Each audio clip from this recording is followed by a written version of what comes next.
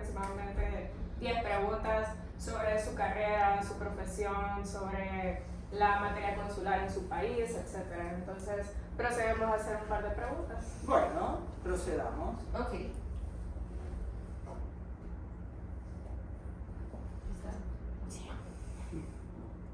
Bueno, embajadora, ¿cuánto tiempo tenemos aproximadamente para hablar con usted? Y bueno, 10:30, 11:30, bueno, puedo estar hasta las 12, porque tengo que ir a hacer una gestión Sí. al banco. No, pero antes. Sí. Bueno, Es breve. la primera pregunta, embajadora, es: ¿podría usted comentarnos brevemente sobre sus funciones aquí en El Salvador y desde cuándo está usted acreditada en este país? Sí, con mucho gusto. Llegué un 10 de diciembre del 2019, me considero la embajadora de la pandemia porque presenté las cartas figuradas en el propio 2019 a la viceministra de Relaciones Exteriores de la época, que era la licenciada Beneke, y las cartas credenciales al presidente las presenté, valga la redundancia, el 6 de febrero.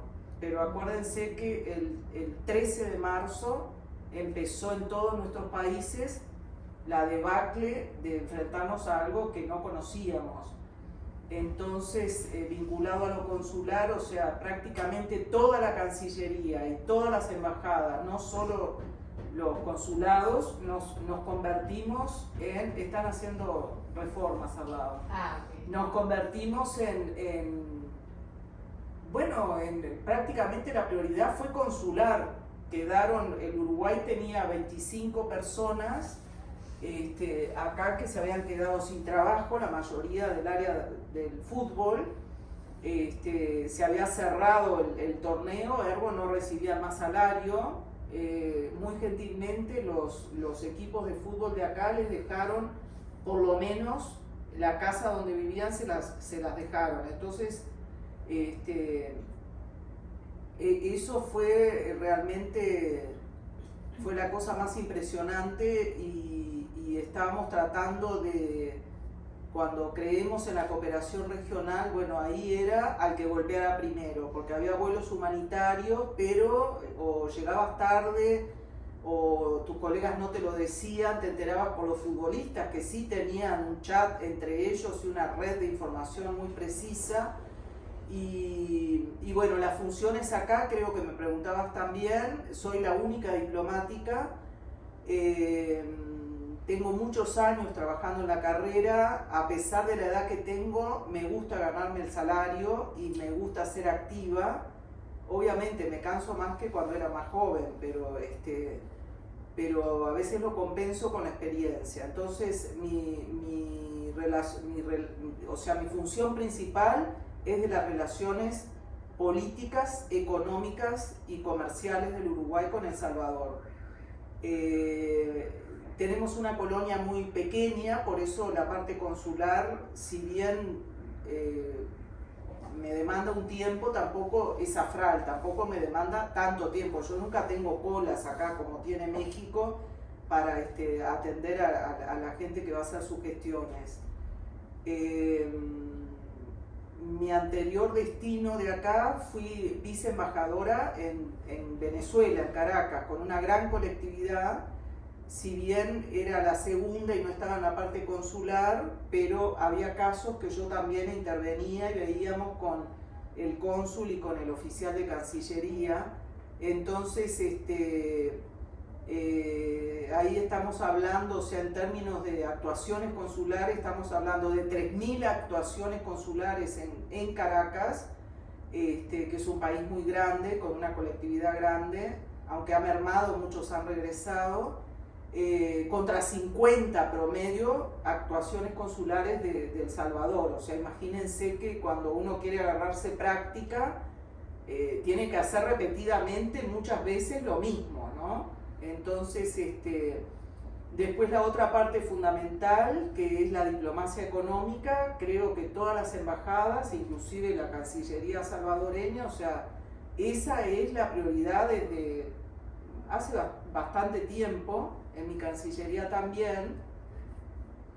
lo que, si lo vinculamos con el tema consular, molesta bastante a la diplomacia consular. No tenemos una carrera aparte, todos somos del mismo escalafón, servicio exterior, somos de carrera, salvo embajadores designados políticamente. Está admitido en la Constitución, no hay una cuota. Un presidente nombra, hay uno que nombró 20, otros quieren bajar, nombró 15, otro nombró 8, y son embajadores políticos, ¿no? O sea, más vinculados básicamente al presidente y al canciller o la canciller de turno. El tema de la diplomacia consular frente a la diplomacia económica, o sea, la diplomacia económica es fundamental porque tenemos que vender lo que producen los salvadoreños y lo que producen los uruguayos e intercambiarlo. Son divisas para el país y mueve toda la economía de cada país.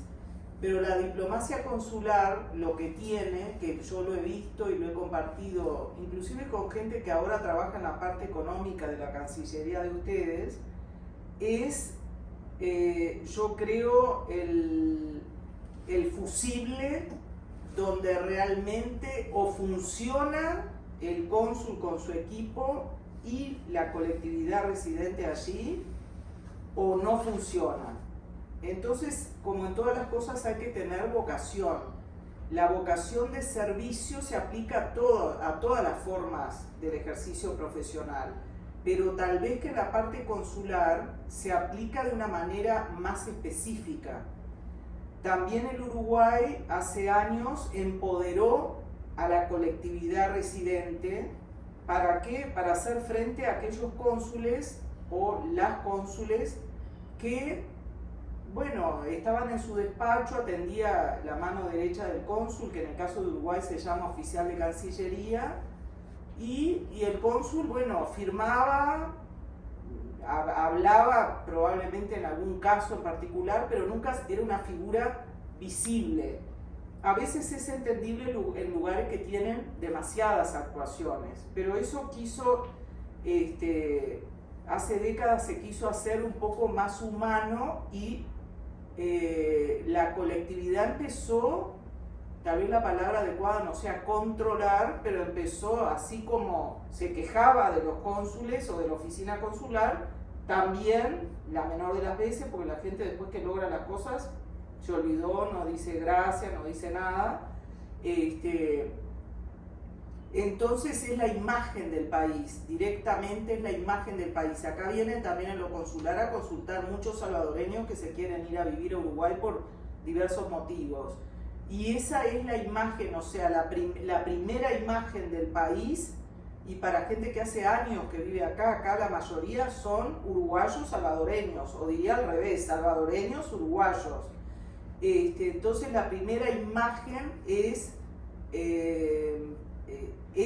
la frontera consular. Segundo, hay casos y casos. Y hay casos que ameritan a veces que intervenga un cónsul ante las autoridades locales o ante entes privados, ayuda a destrancar las cosas si el cónsul tiene esa intención de ayudar, que es la protección al nacional que vive en su jurisdicción. La parte de diplomacia económica ya hablé de alguna manera, y después tenemos la parte cultural también, que es otra, a veces en algunos lugares y en algunas embajadores de muchos años es como que se lo dan a otros y no se involucra. También es una medida de alto impacto, pero hay que tener presupuesto para hacer cosas. Entonces nosotros hacemos actividad cultural, pero aprovechando la fiesta nacional, la ofrenda floral, siempre, bueno, un festival gastronómico que organiza la asociación ADES, la asociación de esposos y esposas de diplomáticos, parejas también, porque eso, la diplomacia se ha abierto en algunos países más, Y bueno, creo que básicamente he contestado eso. Y después están los grandes temas, que son los temas administrativos de la embajada, que condicionan. Está la parte contable, está la parte de los funcionarios. Yo, por ejemplo, ahora estoy sin chofer. Desde el 31 de octubre fue el último día. Se fue con renuncia voluntaria con prestación económica, una ley que ampara a los trabajadores del sector privado, que la embajada está considerada un sector privado, no es una empresa, pero se le aplican muchas normas. Y bueno, y entonces hay que tomar muchos recaudos y hay que hacer expedientes electrónicos, y yo todavía no tengo el ok de Cancillería, o sea, a fin de este mes va a ser un mes que no tengo motorista, y para algunas cosas sirve tener motorista. Para venir a la embajada vengo yo, me voy, me vengo, hay lugares que sé llegar, y en otros no puedo estar llegando en hora, estacionando el auto, que normalmente no hay lugar. O sea, la facilidad del motorista no es que yo me creo porque tengo motorista, no, es que yo bajo y el motorista cumple su función y yo me despreocupo del auto. Y además hace también cosas de mensajería también. Bueno, básicamente eso. No sé si tienen alguna pregunta sobre el tema, con gusto. Queremos saber un poco sobre sus estudios que tuvo que hacer para poder estar en la carrera. Y un poco de bueno, en la época que yo estudié abogacía, soy doctora en Derecho y Ciencias Sociales, había una vieja carrera de doctorado en diplomacia que tú dabas, creo que eran tres revalidabas materias de abogacía, dabas 3 materias y eras doctora en diplomacia. Bueno, yo llegué a dar 2 de ellas, pero la tercera me tranqué. Era historia de los tratados, pero desde la preantigüedad, con un criterio memorístico, y yo dije, no. Mi objetivo principal en el ministerio era ser asesor jurídico de la Cancillería. Habían en aquel entonces, estoy hablando del año 79, había asesores jurídicos, juristas, que eran los que veían no solo la parte, digamos, de cosas administrativas, pero también veían los temas de derecho internacional, público y privado. Entonces, realmente tenían independencia técnica, aún hoy la tienen, pero hoy hay otro tipo de manejo de las situaciones, ¿no? Porque el mundo va evolucionando. Entonces, pero bueno, se dio esa posibilidad de entrar al servicio exterior, entramos por concurso, ascendemos por concurso, empieza tercer secretario, segundo, primero, consejero, ministro del servicio exterior y embajador. Los 2 últimos son una designación política, no son por concurso de oposición y méritos. Y entonces, bueno, he hecho bastantes cursos. Mi carencia, porque soy de otra generación y no he tenido tiempo, porque cuando he estado afuera voy a trabajar, no voy. Hay colegas que afuera han hecho máster y esto y lo otro, y uno dice, pero ¿cómo hace si es tan absorbente la vida? Nosotros estamos en funciones y nos pagan por 24 horas de servicio, sábado, domingo, o sea, de lunes. No quiere decir que no descansemos, obviamente, pero hacemos muchas cosas también los fines de semana o fuera de horario. Entonces creo que las nuevas generaciones de colegas nuestros, la propia academia diplomática les consigue, y no digo los obliga, pero es preceptivo, todos tienen un posgrado mínimo. Entonces creo que ese es el gran desafío de las generaciones actuales. La carrera varió de aquel programa que era de 1918, cambió radicalmente, absorbiendo cosas más actuales, ¿no? Como la diplomacia económica, la diplomacia pública, o sea, se generaron egresados de la carrera, pasó a llamarse licenciado en Relaciones Internacionales, se empezó a abrir el esquema porque había algunos que entraban al servicio exterior, otros no querían entrar al servicio exterior y querían trabajar en eso, no querían irse del país, y entonces empezaron a crearse los cargos vacantes, que no era usual, de licenciado en Relaciones Internacionales en la administración pública, en las empresas, y eso, bueno, le dio bastante lucimiento y no frustró a la gente que tenía esa carrera. Y bueno, es cierto, en materia jurídica, si bien hay una formación en el licenciado en Relaciones Internacionales, el abogado tiene más formación jurídica, pero el licenciado en Relaciones Internacionales tiene la formación correspondiente a esa carrera, y después siempre hay una jurídica, estén donde estén trabajando, que para algo más complejo siempre aporta por lo menos lineamientos, no siempre, pero por lo menos lineamientos. Entonces, bueno, creo que con eso sí respondí la pregunta. Sí, Ok, bueno, siguiendo con las preguntas, excelentísima embajadora, sabemos que usted es la jefa de misión diplomática y consular de la República de Uruguay en El Salvador, por lo que queremos saber un poco sobre la labor que desempeña en el marco de sus funciones consulares aquí en El Salvador. Sí, en el tema consular, voy a decir el abanico, Okay. no solo lo que hago yo, que como les digo tengo menos actuaciones, pero he tenido la chance como cónsul de ver situaciones que nunca había vivido. Por ejemplo, este año fue, sí, un uruguayo integra un club de motociclistas. Vieron que en el fin de semana uno sale y hay club club el otro, todos tienen nombre, a veces van asociados a una marca, son todos BM, son todos, o sea, según el criterio. Y él se jubiló de coronel de las Fuerzas Armadas de Uruguay, y el sueño de él era recorrer en moto América. Y empezó desde arriba y empezó a bajar, a bajar, a bajar, a bajar. Acá se vinculó con un grupo que ahora no me recuerdo el nombre, y en la playa San Diego se muere. ¿Ah? Ni siquiera fue un accidente de moto. Entonces, bueno, eso implicó un trabajo que a mí nunca me había tocado, o sea, tuve que informarme y revisar a ver cómo es. Hay todo un protocolo cuando alguien muere y además quiere que el cuerpo, no quiere ser cremado, la familia no quiere, él no quería, o le habría manifestado a la familia antes.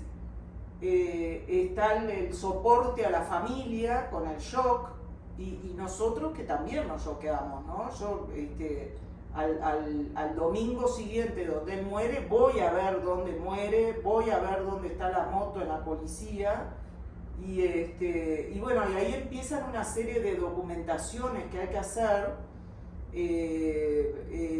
El tema financiero no era un problema porque él tenía dólares. Empieza el relacionamiento con la fiscalía y un fiscal.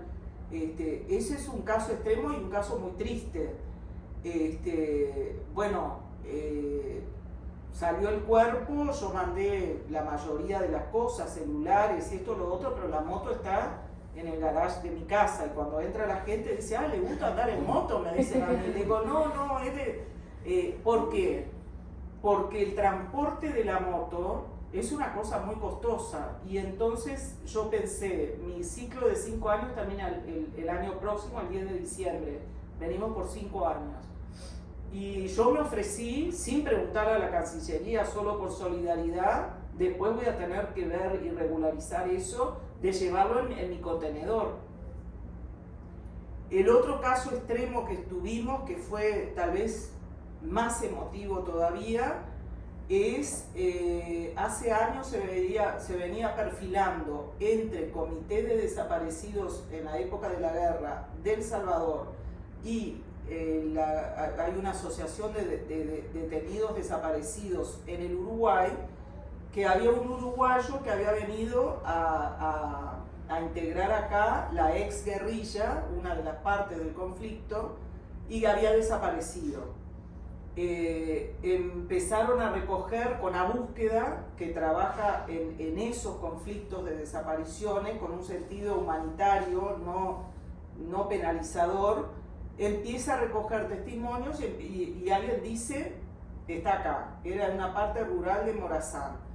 Y entonces, bueno, la familia no podía viajar, entonces todo se hizo vía Cancillería, me otorgan un poder a mí para representar a la familia en la exhumación de los restos. Bueno, eso fue una cosa muy tocante, ¿no? Porque estamos haciendo una función consular, pero estamos haciendo también algo tocante a los derechos humanos también, en un uruguayo que estaba en un grupo de chilenos que combatió dentro de la guerrilla, que la guerrilla tenía varios grupos, conocer a los ex guerrilleros, que muchos no eran de ese grupo, pero eran también ex guerrilleros, y entonces, bueno, uno entra en contacto vivo con una parte de la historia que muy marcante para El Salvador, ¿no? Entonces, bueno, se encontraron los restos, se cavaron muchas fosas, finalmente fue mi chofer porque el tercer día no había gente para cavar, ¿no?, las fosas, y fue mi chofer el que yo le pedí si no podía colaborar, porque además yo sé que hace trabajos en el campo, o sea, sabe cómo agarrar una pala, esa cosa que es la barra, Él encuentra un pedazo de calzoneta de él y ahí se para todo y viene la antropóloga jefa, que es del Instituto de Antropología de Córdoba, Argentina, que es la que ha buscado los desaparecidos de Uruguay también, con cooperación argentina. Ahí hay una escuela de antropólogos forenses donde han ido muchos salvadoreños y se han formado ahí, y ya El Salvador tiene su grupo y ella está ahí, pero está integrada con un grupo de antropólogos también salvadoreños. Bueno, finalmente se arma toda la osamenta, 39 años había estado ahí. Y después viene otra parte más emotiva, todo eso, bueno, tratan de sacar el ADN, que lo lograron sacar, va a estudio, eso demora, fue a Córdoba, vuelve, ahí cooperó la Cancillería salvadoreña con la Embajada de El Salvador allá, yo por supuesto me había puesto a las órdenes también, y después viene una parte mucho más emotiva que es la entrega de la osamenta. Viene la hija de él, que creo que tenía 6 años cuando él desapareció, que vive en Montevideo, y bueno, esa entrega es muy emotiva, ¿no? De los osamenta, se hace como una especie de velatorio, digamos, y querían cremarlo. Bueno, ahí interviene el consulado. El gobierno paga, como es un uruguayo, la repatriación de las cenizas, que por supuesto se lo llevó en la urna la hija. Bueno, esas fueron cosas excepcionales y muy tocantes.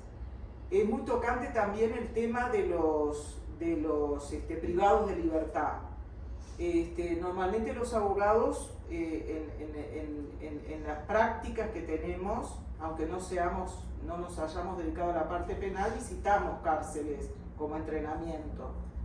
Y bueno, tenemos increíblemente un uruguayo salvadoreño que está preso desde el año pasado por agrupaciones ilícitas. Él nació en Uruguay, pero se vino a los 6 años. Y bueno, esa tarea también es muy interesante porque uno entra en otro esquema, en otro tipo de, digamos, de rasgo de la vida nacional, ¿no? Régimen de excepción, a las agrupaciones ilícitas, y ahí se presta la visita consular, ¿no? Entonces, con la visita consular, ellos es el único contacto que tienen. Él está desde el 22 de mayo del año pasado ahí. La familia lo que hace es llevarle cosas y después se las da, no lo ven. Y bueno, y después la cosa más rutinaria son los pasaportes. por primera vez, los pasaportes que se renuevan, las cédulas de identidad que solo se pueden renovar desde el exterior, la primera hay que sacársela en Uruguay, y después la legislación nuestra también tiene la nacionalidad uruguaya con derecho a pasaporte y cédula para hijos de uruguayos y nietos de uruguayos. Eso es básicamente, bueno, los certificados de existencia o fe de vida, eso había muchos para hacer son viejitos y viejitas que tienen que constatar el consulado que viven para seguir cobrando sus pensiones. Nosotros tenemos pocos, tenemos 2 de la Caja Militar. Bueno, teníamos 2, porque ahora uno se regresó a vivir a Uruguay, 1 de la Caja Militar y 2 del Banco de Previsión Social, que viene a ser como el Instituto del Salvadoreño del Seguro Social. Después las visas de cortesía, por ejemplo el ILEA, que es de la Embajada de Estados Unidos, normalmente hace visitas, ¿no?, al Uruguay, entonces esas son las visas de cortesía. Y después hemos tenido visas consultadas. Las visas que según la nacionalidad se requiere visa, por ejemplo en el tema de Cuba, era toda una familia, él se iba con un contrato de trabajo y felizmente, bueno, salió todo bien. O sea, tenemos dosis del trabajo que se hace. Después está toda la parte administrativa de la parte consular, que se rinde cuentas. Hay factura consular, hemos instaurado que antes venía la gente y pagaba en efectivo, ahora van a la cuenta del consulado, que es en el Banco Cuscatlán, no estoy haciendo ninguna propaganda, pero es el banco que tenemos la cuenta. Cada trimestre se rinde cuentas y se manda, si es más de $500, que generalmente es más de $500, porque son las apostillas que tanto El Salvador como Uruguay somos miembros de la Convención de la Haya de la Apostilla. Entonces, en esos casos es apostilla. En casos que son facturas comerciales, la apostilla se aplica básicamente a cosas que son actos de cada estado, de cada gobierno. En el caso por ejemplo, mucha importación de medicamentos, ahí somos, nosotros decimos legalizaciones, acá se le dice auténticas. Con eso es que tenemos más ingresos consulares, sobre todo en la parte farmacéutica. Ok, muchas gracias por su respuesta. La siguiente pregunta es, así como las funciones diplomáticas y consulares en El Salvador se regulan en la Ley del Ceremonial Diplomático y las Convenciones de Viena de 1961 y 1963, ¿cuál es el marco normativo para realizar su trabajo como embajadora? Bueno, las convenciones son el marco más grande internacional y fueron ratificadas, son ley para cada uno de nuestros 2 estados. Okay. Pero después tenemos la ley del servicio exterior uruguayo que regula toda la parte de los destinos, la inscripción, los años afuera, cuando entras por primera vez, eso se ha modificado, destinos difíciles, destinos de compartir 3 años y 3 años, en el caso de destinos difíciles, y después toda la normativa contable que es enorme, básicamente eso, ¿no? Okay. Quería decirles si quieren tomar un café, porque dije que hicieran más café, y hay leche también, agua. No hagan cumplidos, no se pongan tímidos. No, yo estoy bien, muchas gracias. Bueno, como guste. Gracias. Sí, ok. Sí. Bueno, Cambiamos de voz. Sí, cambiamos de voz. Y de ángulo. Totalmente. En su día a día, realmente a nosotros nos interesaría saber cuáles son como los retos que más afrontan en su día a día.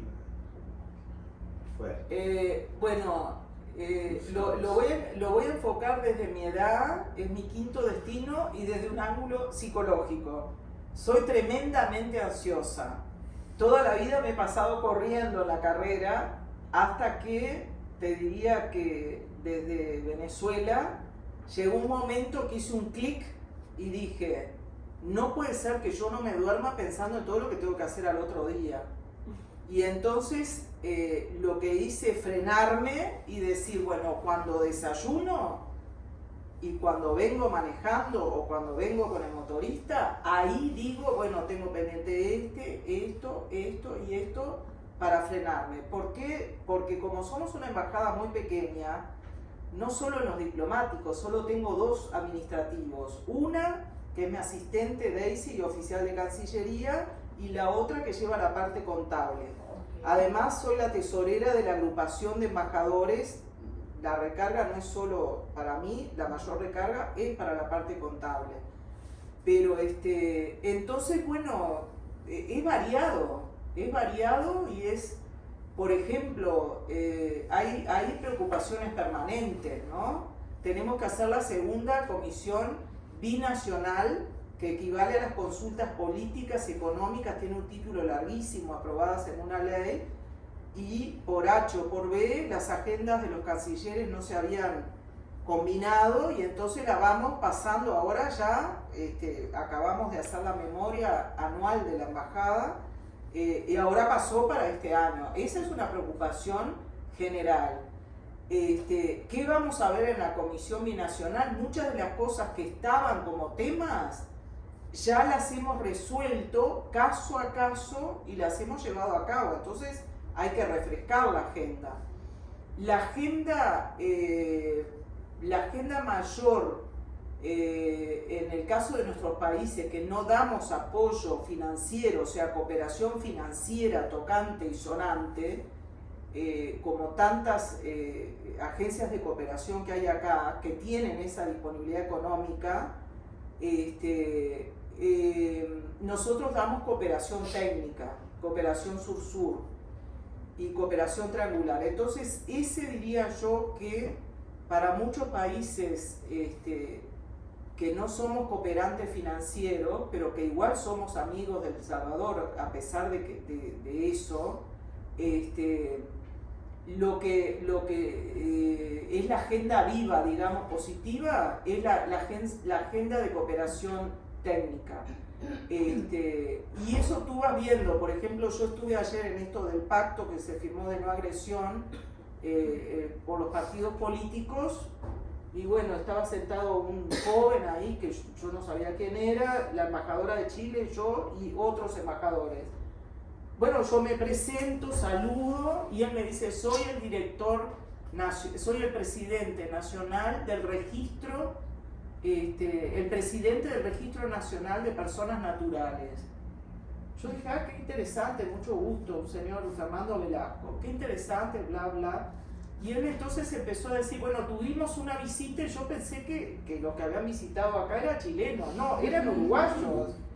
Y yo le digo, dame los datos, porque como nos pasa muchas veces, si el director del registro de Estado Civil de Uruguay no le comunica a la Cancillería no tiene una bola de cristal, no es evidente. Ergo, estuvieron acá a mitad de año y yo.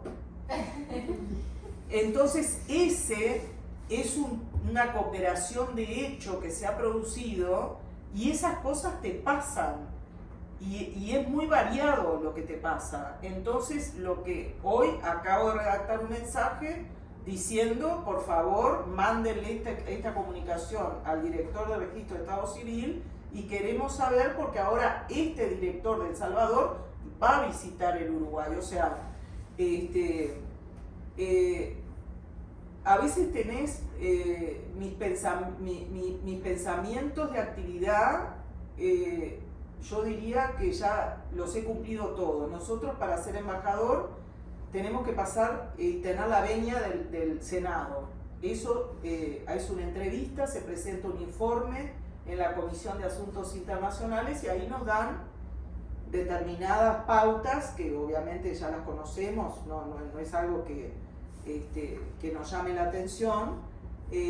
Muchas de ellas tienen que ver con la diplomacia económica. Bueno, yo desde que volví a trabajar en agosto, volví antes, pero cuando se empezó a abrir un poco más aquello del aislamiento de la pandemia, bueno, empecé a trabajar en esos intereses ofensivos del Uruguay y podría decirles que hay vinos uruguayos que los trajo Disal, se venden en varios restaurantes.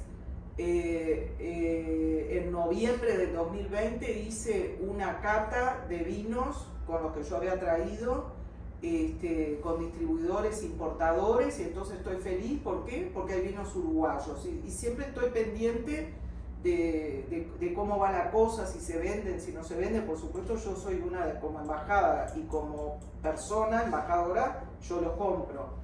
Hoy, por cierto, hay un gran descuento en Drinkit. Las casas que tiene Disal de Santa Tecla para vender, tiene 5 casas, es la empresa que se llama Drinkit, o sea que súper contenta. Después empezamos el tema de interés ofensivo. Uruguay ni todos los países que somos libres de aftosa con vacunación, teníamos prohibición de exportar carne de cualquier tipo y lácteos. Bueno, lo hemos logrado, o sea, desde el año pasado ya tengo habilitaciones para los frigoríficos, permiso sanitario internacional propuesto por el Ministerio de Agricultura nuestro, que haya logrado eso me da la tranquilidad, porque cuando volvemos tenemos que volver a hablar a las 2 cámaras de asuntos internacionales en el Senado. ¿Eso quiere decir que ya no voy a trabajar más? No. Ahora, por ejemplo, la gran idea que tengo, que no la he podido implementar, si bien estuve llamando y nunca me contestaban, es lo que se llama la diplomacia deportiva. Y ustedes saben que nosotros somos futboleros a muerte, y ustedes también. Por cierto, quería felicitarles por la reciente victoria de Uruguay ante Argentina. Ay, bueno, sí, es que tenemos ahora un director técnico que es argentino, Bielsa, y bueno, ha traído elementos nuevos, está en plena transición. La celeste, la selección nacional, tiene histórico, que creo que el que sigue jugando es Luis Suárez, Cavani, pero tiene otros históricos, y entonces viene esa transición, porque no se puede vivir de la fama. Claro. Y yo sobre el Uruguay siempre digo eso, no podemos vivir de la fama de la educación y no podemos vivir de las glorias pasadas del fútbol. Hay que actualizarlas. No, y cuenta con nuevas estrellas como Ronald Araujo, que está en el Barcelona. Exacto, es la joya que tiene Uruguay Darwin ahorita. Núñez, o sea, y Bielsa, o sea, ¿qué fue? Ahí uno se da cuenta, no solo en el fútbol, como en otros órdenes de la vida, Claro. para obtener un éxito hay estrategias y hay tácticas, y conocer cuál es el objetivo. Si yo voy así pasionalmente, puedo perder, puedo no lograr el objetivo. Entonces se me ocurrió, a raíz de que vino un uruguayo como preparador físico del Águila, no es que yo sea del Águila, no sé, pero me cae bien, la gente de Oriente me cae muy bien.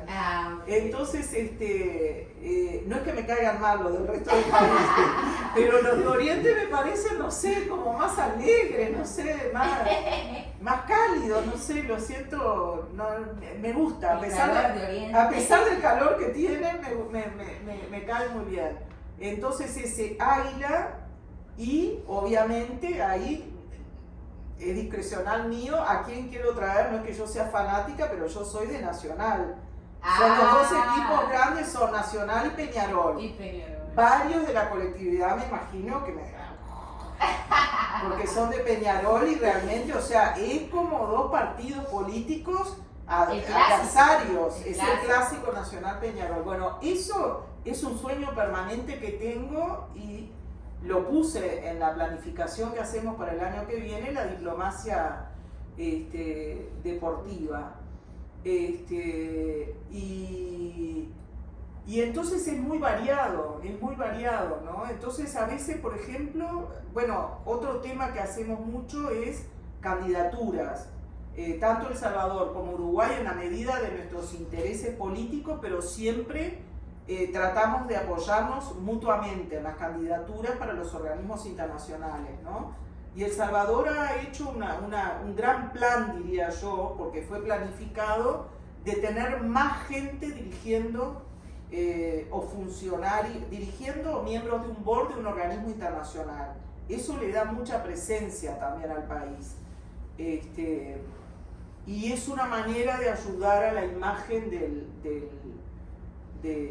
país también, ¿no? O sea, vamos a suponer Nueva York.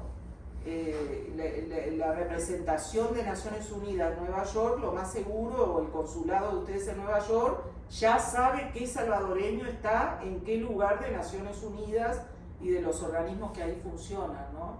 Entonces es muy variado, es muy variado. Y además lo más lindo es que depende de mi creatividad, porque a mí nadie me dice qué tengo que hacer. A veces me enojo y digo, ¿podrían mandarme alguna idea? No, la que tengo que mandar las ideas soy yo. Eso. Muy bien. Entonces, nuestra siguiente pregunta sería, si pudiera recomendar algo para fortalecer el trabajo consular en general, ¿qué sería? Bueno, esto por favor, no lo Eso está off, lo vamos a cortar. no lo cortan, pero con un espíritu constructivo, por si se olvidan con un espíritu constructivo, yo creo que como todo es electrónico, entonces dependemos mucho de el wifi del país, que ahora a raíz de que se adelantó esto por Miss Universo, yo digo, bueno, eso queda para el país y es muy bueno. 2, sistemas más amigables, porque el sistema para pedir pasaportes lo hace el Ministerio del Interior, no lo hace la Cancillería. Antes el cónsul tenía en una caja fuerte todos los pasaportes nuevos para usar, y son un valor, y por eso estaban en una caja fuerte.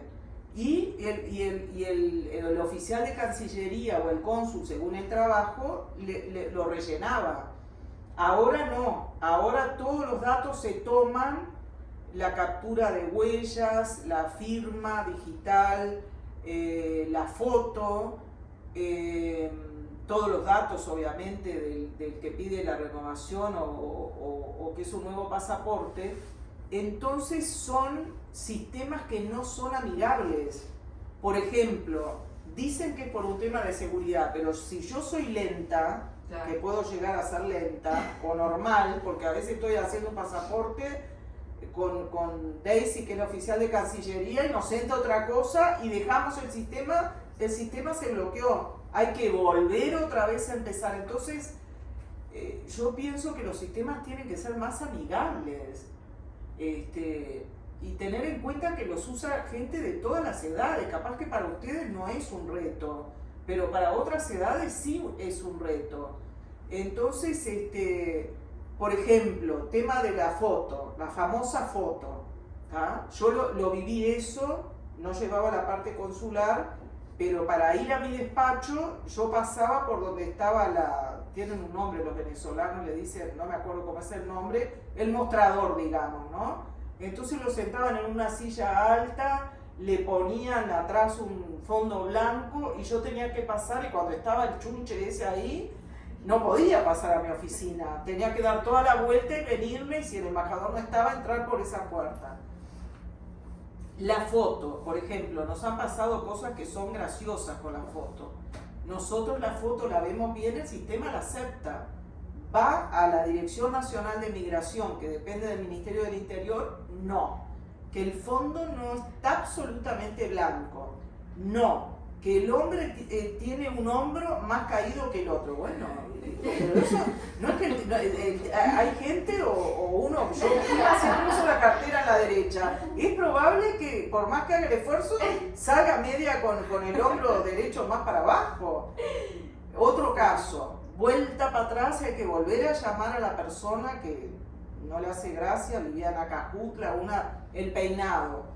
La mujer vino toda peinada, así se hizo un cerquillo, se le veían los ojos, se veían. La credencial cívica nuestra pide que la frente esté libre, pero el pasaporte, o sea, si yo tengo acá un flequillo, no me voy a cambiar el peinado para hacerme el pasaporte, porque eso para el pasaporte diplomático no me lo exigen. Bueno, le sacaron las fotos, el fondo. Bueno, hemos comprado la lámina esa blanca, enfocamos de aquí, enfocamos de allá, vuelta otra vez para atrás con la foto de la mujer, que sáquenle el cerquillo. Bueno, hubo que citarla de vuelta a la mujer de Acajutla.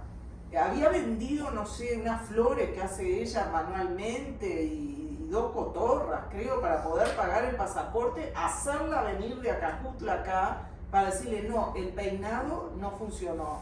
Y ellas la ayudaron a peinarse con el pelo para atrás. Entonces, ese tipo de cosas te llevan tiempo. Y además, lo que no se dan cuenta en Montevideo es que la gente piensa que nosotros somos unas inútiles. Pero las huellas dactilares, el sistema dice sí, sí, sí, sale todo verde, ¿no? Cuando funciona bien. Vuelta para atrás que la huella tal, no sé qué, pero el sistema dio verde. Entonces, ese tipo de cosas, cuando tenés mucho para hacer de muchos temas, bueno, te obstruye un poco el tiempo, ¿no? Entonces yo creo que los temas de plataformas informáticas, bueno, una vez logré decirle eso a un asesor de informática del ministro del Interior y dice, pero ¿por qué no nos informaron esto? Mira, yo te lo digo porque yo sufro y eso que yo no soy la cónsul, pero estoy al lado y siento, aparte hay que llamar, a veces se tranca el sistema, hay que llamar a informática está ocupada, hay que esperar y la persona está esperando ahí. Yo ya no sé qué más ofrecerles, cuántos cafés, cuánto esto, me lo traigo para acá, hablo del Uruguay, o sea, es brutal, entonces eso es imagen también, ¿ah?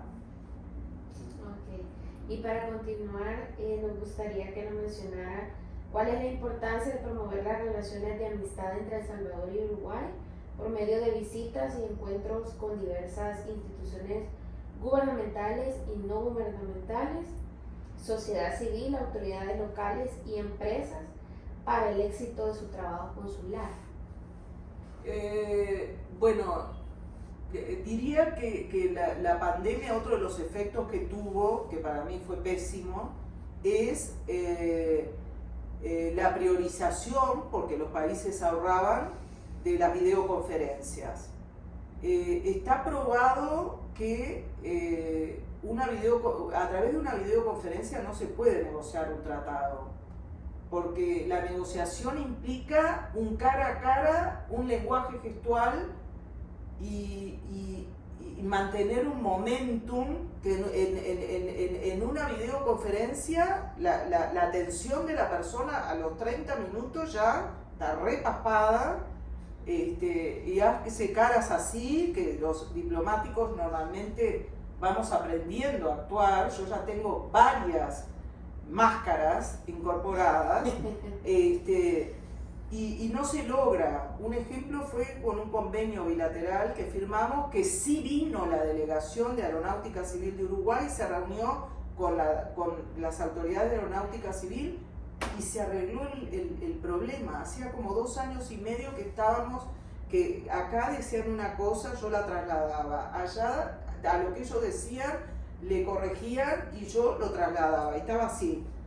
Entonces la virtud de lo presencial creo que es fundamental y no es un tema, cuando hay gente responsable que no es que quiera viajar más, obvio, si voy a un país que no conozco, además del trabajo me gustaría conocer algo más del país. Pero la virtud de lo presencial para determinadas áreas de nuestra carrera es fundamental, porque tiene un componente gestual, tiene un componente, yo no puedo ir a hablarle ahí al costado porque estamos en videoconferencia, o sea, yo no puedo llegarle a él al costado, y sin embargo en la parte así, bueno, uno va y le dice, no, y no te parece tal cosa, tal otra, las propias delegaciones se consultan, si se están consultando por más que apaguen el Zoom, también están, no sé, como que se pierde el momentum, ¿no? Entonces, las relaciones de amistad y cooperación, que es un dicho muy antiguo, tienen que ver primero con el respeto el respeto de la soberanía del otro, el respeto de que somos estados iguales, ¿ah? cosa que a veces es difícil que en la práctica se respete. Una cosa es el interés nacional y otra cosa es que tú, aunque yo no te pueda colmar ese interés nacional, no me veas como una enemiga porque no te lo puedo dar. Es que no te lo puedo dar porque no tengo la plata. Así de simple. Entonces, la amistad es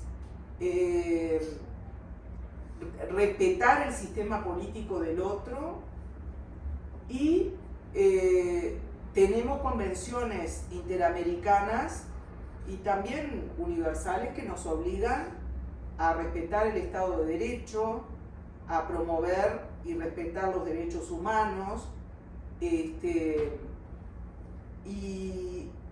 no hacer de eso una demonización del otro, ¿no?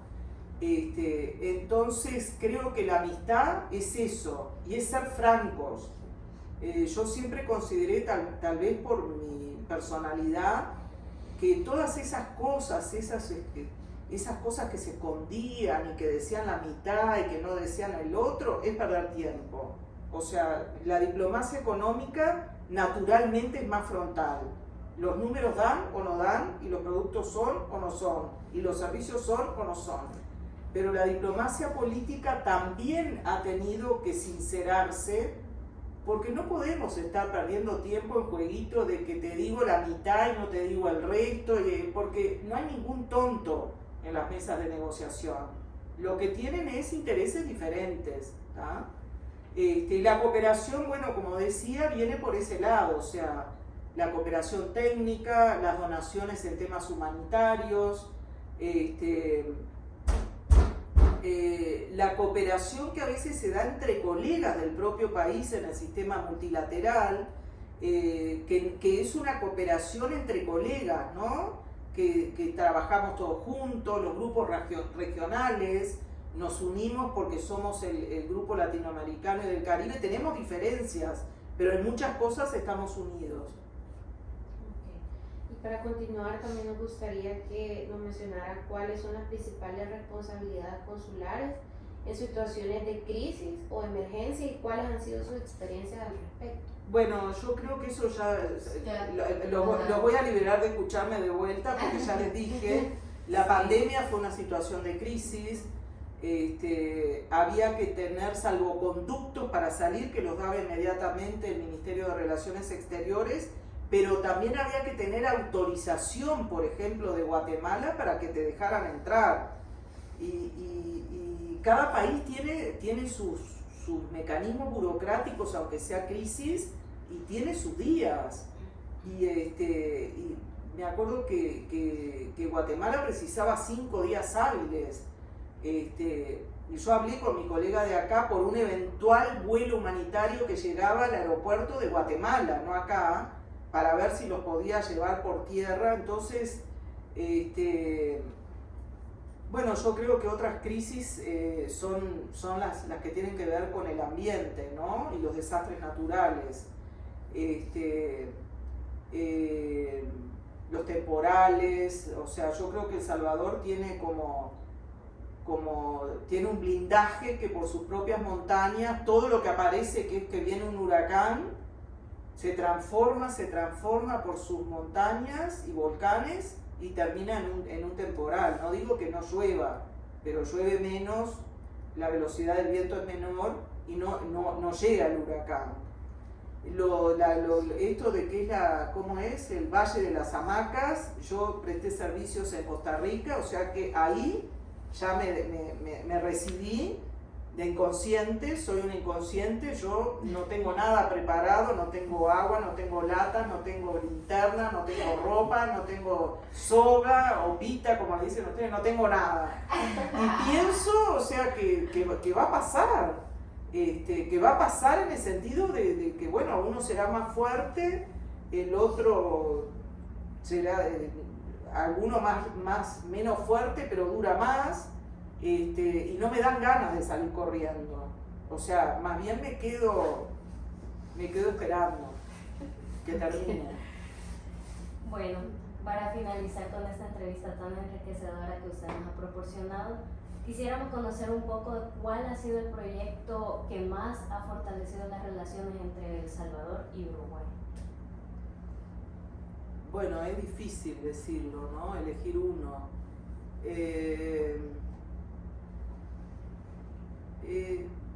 Yo creo que tiene que ver con la interacción entre los dos ministerios de Agricultura y Ganadería de ustedes y el nuestro.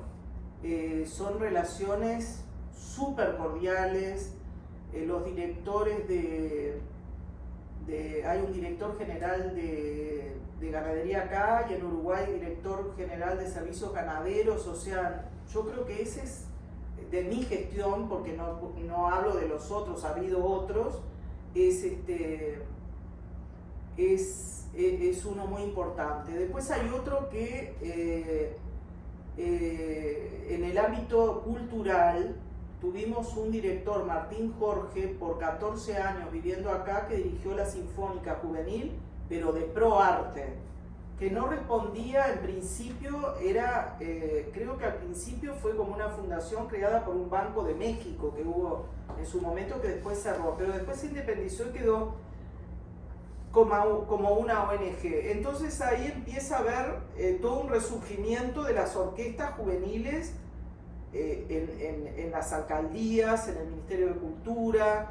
Entonces, bueno, ahí yo creo que el Uruguay ha marcado siempre mucho ayudando. Tenemos un fondo de cultura de la Cancillería, y ese fondo de cultura siempre ha privilegiado, bueno, capaz que ustedes lo fueron a ver al Cascanueces, y que viene un mes antes venía Martín Jorge, viene y ensayan con la orquesta juvenil, que cumple una función social. Eso lo creó ahora se me fue el nombre, ya me va a venir el nombre, un caraqueño que dijo, para sacar a los niños de lo vulnerable, vamos a crear una orquesta sinfónica juvenil donde al niño y al adolescente pueda estudiar el instrumento que quiera, se le da la comida, se le paga todo, se le da el instrumento, y eso ayudó mucho. Abreu, no me acuerdo el nombre de pila, el maestro Abreu. Y eso se reprodujo también en muchos países de América Latina. En Uruguay también hay, y vino. En realidad, Montevideo se quedó helado, porque en realidad fue una invitación del Ministerio de Cultura. Yo no tuve nada que ver. Fui porque, obvio, soy la embajadora de Uruguay y me alegro que hayan venido. Me llamó el director de esa orquesta y se movió mucho también, que es de Santa Ana, la vicepresidenta, Sueci Callejas. Entonces, para que vean la diversidad de movimientos que hay que implican el país. Eso me pareció un proyecto muy bonito, y creo, no importa de dónde venga, ni que compitan una orquesta juvenil con otra, lo importante es apoyar a la niñez y a la adolescencia con el arte, porque se vieron cambios radicales. Bueno, yo vi dirigir en Caracas un nenito así, dirigía la orquesta, y vestido de director de orquesta, así, no lo podés creer. Entonces eso les abre otra perspectiva. Y creo que también la diplomacia deportiva tiene mucho que ver con eso.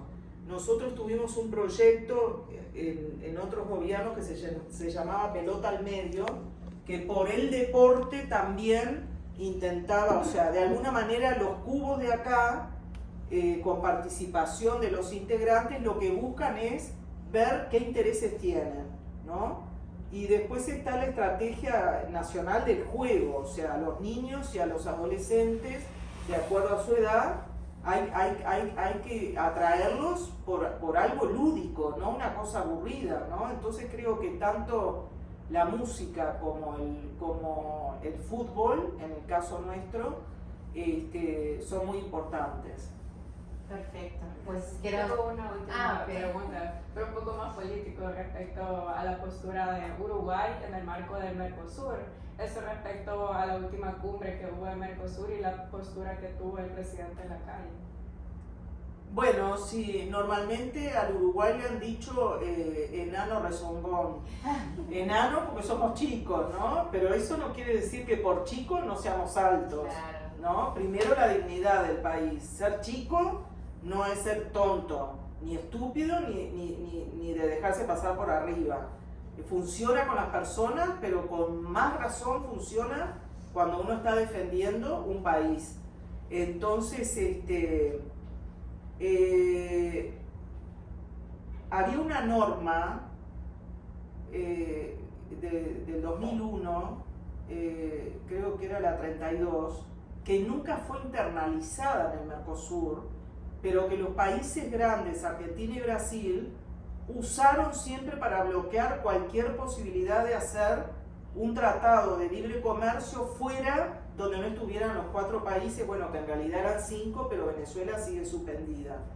Y Bolivia, creo que sí, Bolivia ahora entró. Entonces, el Uruguay lo que quería era esa disparidad de las economías y de las políticas, con políticas completamente diferentes una de otra. No hay como en la Unión Europea una política común de esto, una política común agrícola, de política exterior, de esto, de lo otro, que no la hay.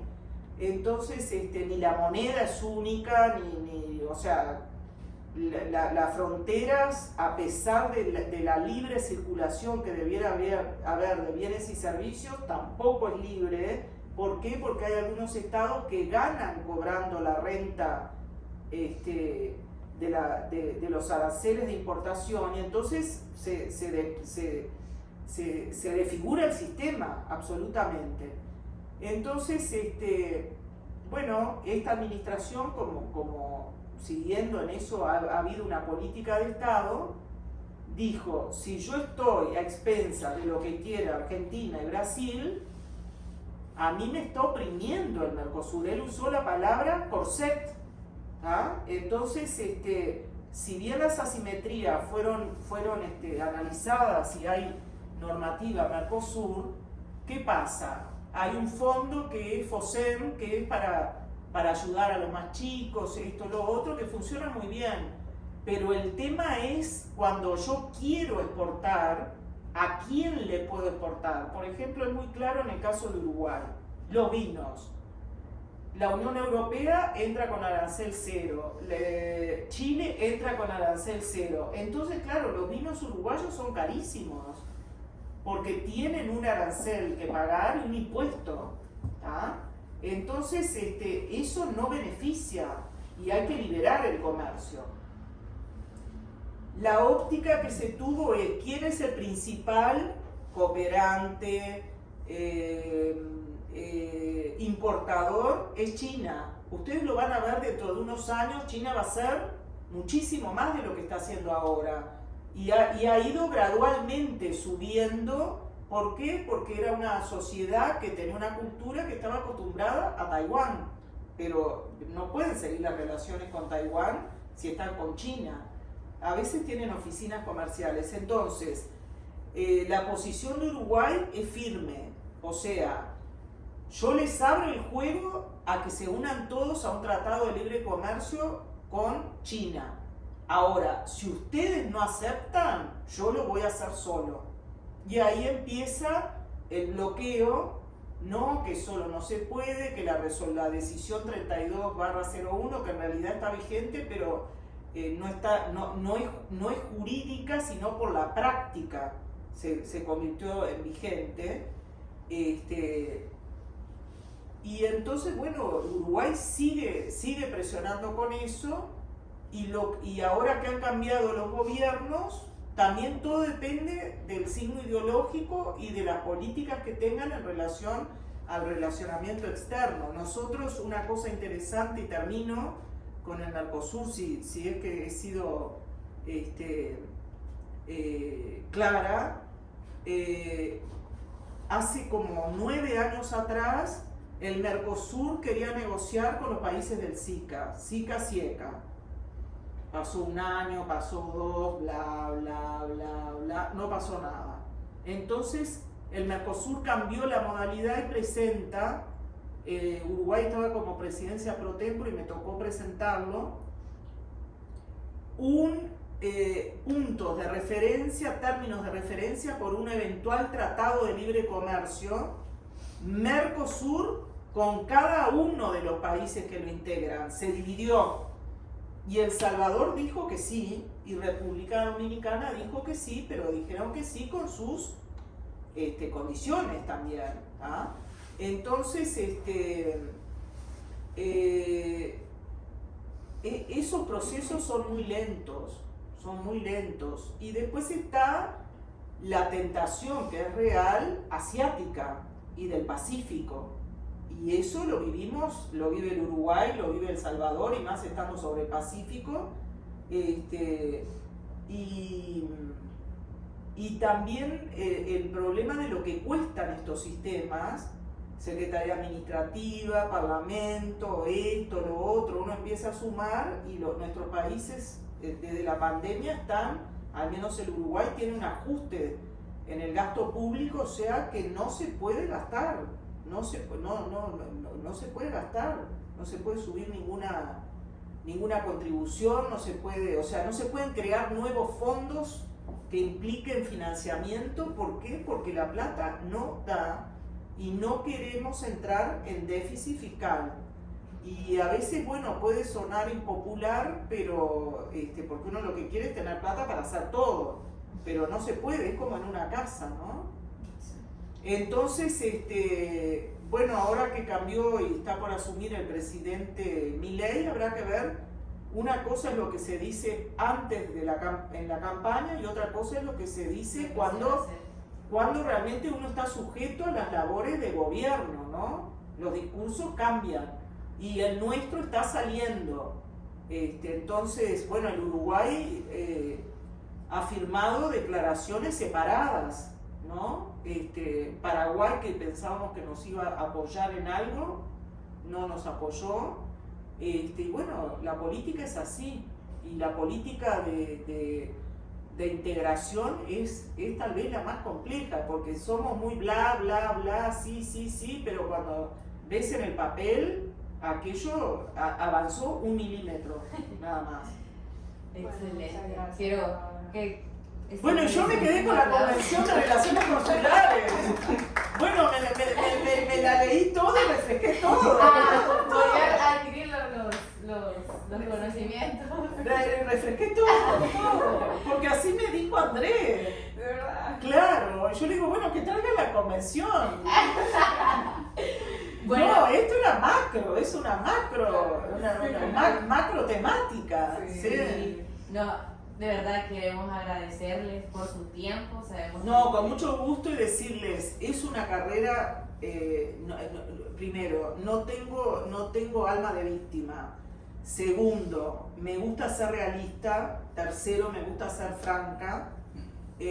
Cuarto, esperaba que mi matrimonio no se uniera al divorcio de las que se habían divorciado, pero no lo pude mantener. Es cierto, el problema de 2 personas, no es solo mío, pero el escenario para la mujer en las épocas que aún vivimos, que parece que hemos avanzado, meten mucha presión en la pareja, en la familia. O sea, no es nada difícil de cambiar. Lo que uno no puede cambiar son los hijos, porque los hijos siempre están con uno, ¿no? Pero bueno, pero creo que es una carrera muy bonita. Aquellos que tenemos, no sé, desde que se hacían los desfiles del 25 de agosto, que vibrábamos con el himno, la bandera, eso cívico que tiene el latino, cosa que no tiene el europeo. Bueno, yo creo que servir al país da esa satisfacción. Claro, Y en el tema consular, más. Son satisfacciones desde el punto de vista moral, porque uno ayuda sobremanera. Permisos de menores también damos mucho. Me acordé de eso, que hay un salvadoreño que no le quiere dar la autorización, la madre está en Uruguay con nueva pareja, el niño que tienen en común, el hombre no le quiere dar la autorización, entonces Trabajamos a veces en conjunto con las dos cónsules, la del Salvador en Montevideo y yo acá. Y cuando ves el tema de los niños que quedan de rehén, bueno, otra cosa que tuvimos hablando de niños de rehenes, tuvimos una ejecución de sentencia de restitución internacional de menores. Una salvadoreña casada con un uruguayo, planea con una abogada de acá, 4 meses planea venirse y desaparecerse, y además increpa que había violencia doméstica. Entonces, bueno, trabajamos las dos embajadas, pero uno a veces es como con los presos, yo no puedo poner las manos en el fuego ni por lo que dice el abuelo, lo que dice él, lo que eventualmente digan las autoridades judiciales. ¿Y qué pasó? El hombre esperó, o sea, la mujer se vino y se desapareció, no volvió nunca. Le dijo, me voy, pero vuelvo, me voy de vacaciones. Y 2 niños chicos, uno de 1 y medio creo y el otro de 4 me parece. El hombre metió la demanda y hubo que hacer esa restitución internacional de menores, con las connotaciones que la mujer lo amenazó al uruguayo diciéndole que tenía un primo marero y que le iba a hacer algo y no sé qué. Nosotros con la gente de la protección de personalidades chequeamos, ellos chequearon en el registro que hay de marero si había, si no había. Y ahí, bueno, la Policía Nacional Civil con la protección de personalidades hicimos todo un operativo para proteger a los menores, para proteger, porque claro, son pasiones también, ¿no? O sea, que a una madre le saquen a los hijos con un respaldo de una sentencia judicial, no es fácil, no es fácil. Así que como ven es muy variada la temática, y después ustedes van a ver en el ejercicio que tienen más tendencia hacia una cosa o más tendencia hacia otra área, y después pueden haber tenido una tendencia y después quieren cambiarla porque están hartos de ver eso, ¿no? Después está el multilateral versus bilateral.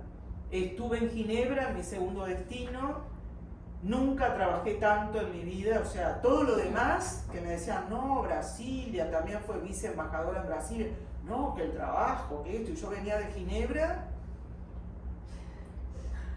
había trabajo, pero en cuanto a lectura de papeles, los documentos que generan todos los organismos internacionales es brutal. Ginebra es un lindo puesto, lo más lindo es la negociación de instrumentos internacionales. Lo mejor es cuando hay negociación, que a uno le mandan 1,5 líneas y después hay que tirarse al agua al grupo que está negociando tal instrumento, y ahí viene mucho el sentido común, el olfato jurídico, y eso siempre hay que tenerlo en cuenta, sobre todo los países que somos pequeños, que siempre hay que proteger el tema de la parte jurídica, ¿no? Del Estado de Derecho de nuestros países. Así que bueno, les agradezco, no esperaba esta entrevista, protéjanme porque todo trasciende, y me he cuidado de no decir nada improcedente, lo que he dicho todo es verdad, pero bueno, hay cosas más sensibles que son temas que cada uno tiene su posición. Yo tengo mi posición personal, pero como embajadora no la puedo externar, o sea, la posición mía es la posición que tenga mi país, claro. O si no la tiene, yo tampoco la tengo. Claro. No se preocupe, son plenamente fines académicos. Sí. Ok, sí. Bueno, ¿y cuánto les falta para terminar? Ya terminamos. O sea, que de la carrera. Sí, de la carrera. Un año. ¡Qué de más!